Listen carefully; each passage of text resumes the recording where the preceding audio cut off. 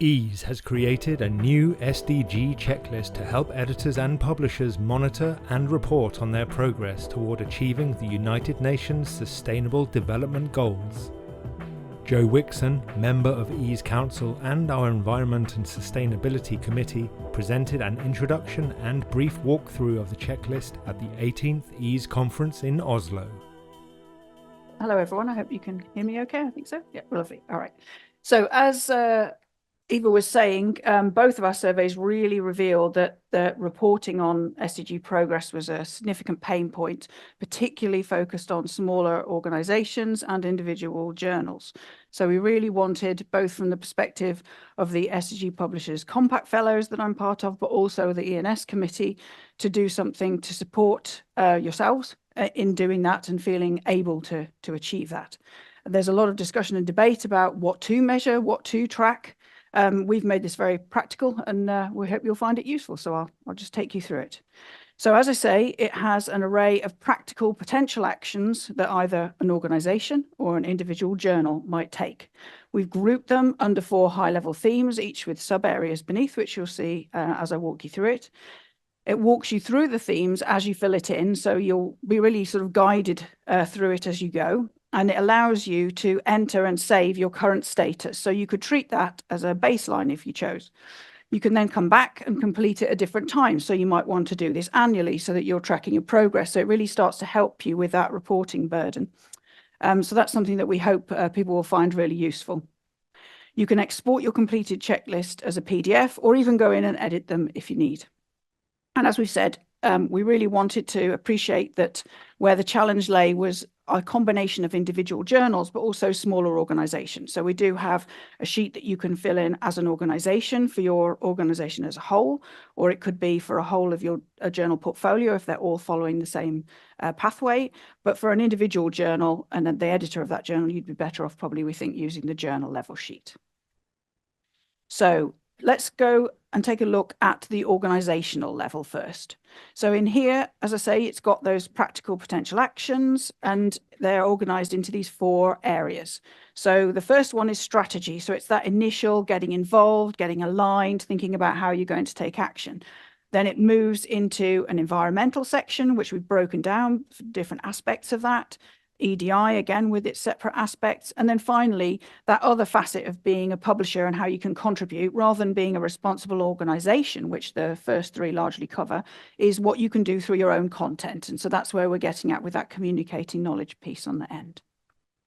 So just to show you a little bit of what it looks like, what you can see is this is the page that you would come to when you first start creating a checklist as an organization. So here we're gathering a little bit of information about yourself, largely for you to keep track of the versions of your report.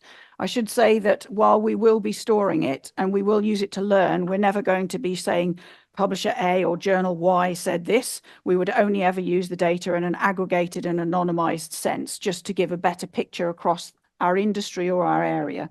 So we would very much hope that you would want EASE to be able to do that and share that knowledge and progress of publishing as a whole and editing as a whole. So that's the balance that we've struck. So along the top row there and on the right, you can see it's explained. We've got a progress tracker, which will show you which step of the checklist you're on so that you can get a feel of how you're getting on as you go through it. On the left, the first thing is your organization name. So that will allow you to retrieve your previous checklists and see them all on one screen so they know they're yours, and to see your baseline, then future ones you do afterwards. You'll only see your own. No one else will be able to see yours. And then below that, we've given you a space to add a label or a reference. So you might want to call it baseline or year 0, year 1, or the month and year, whatever you'd like to use to help you keep track of the different versions you've submitted over time. And then you get into some questions, some simple demographic questions about your organization to help us see how we're doing. And as I say, those will only ever be used in an anonymized, aggregated way, but it will help us show progress and to see how much engagement we get with the checklist. So moving on to see what the actual questions look like, I've just picked one of the 4 channel areas here. So at the moment, this example is the strategy page.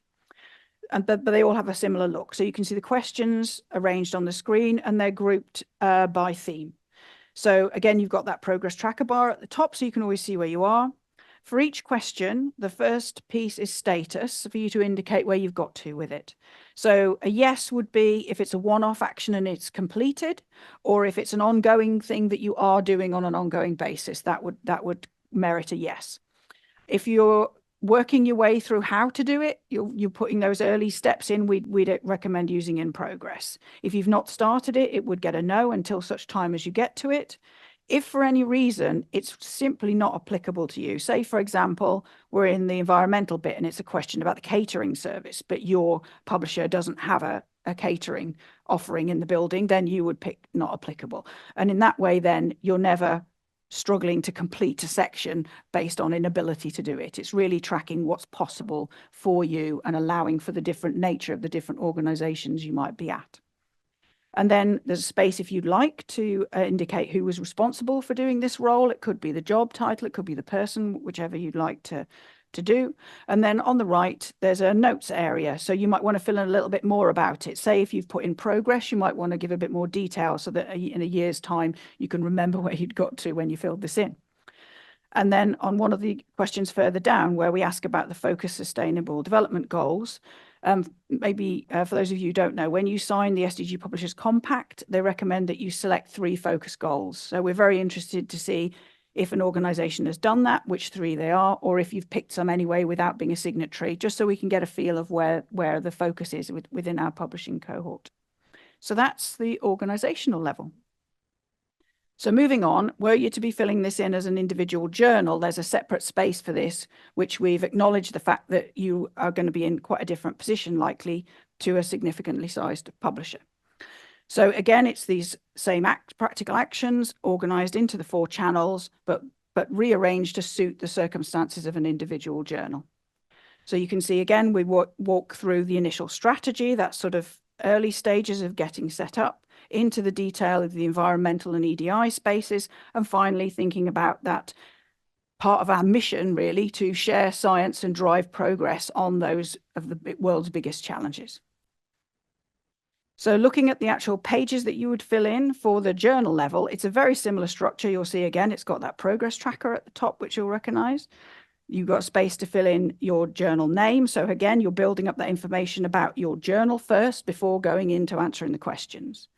You've got that same space for labeling it again. So you could say year 1, baseline, however you might want to label it.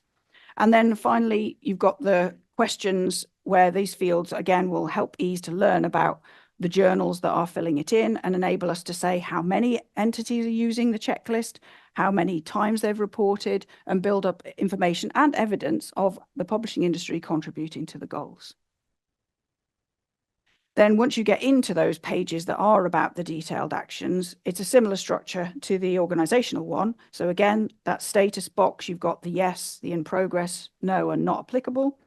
You're able to say, for example, if you had got an editor who was taking on the DEI role for the journal, you could indicate that was their section of the checklist where they're responsible for the actions. You've got the notes field if you want to put more information in.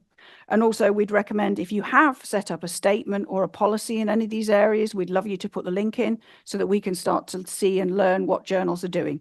If you'd be willing to share that, that would be great piece of knowledge for us on the committee to do more with.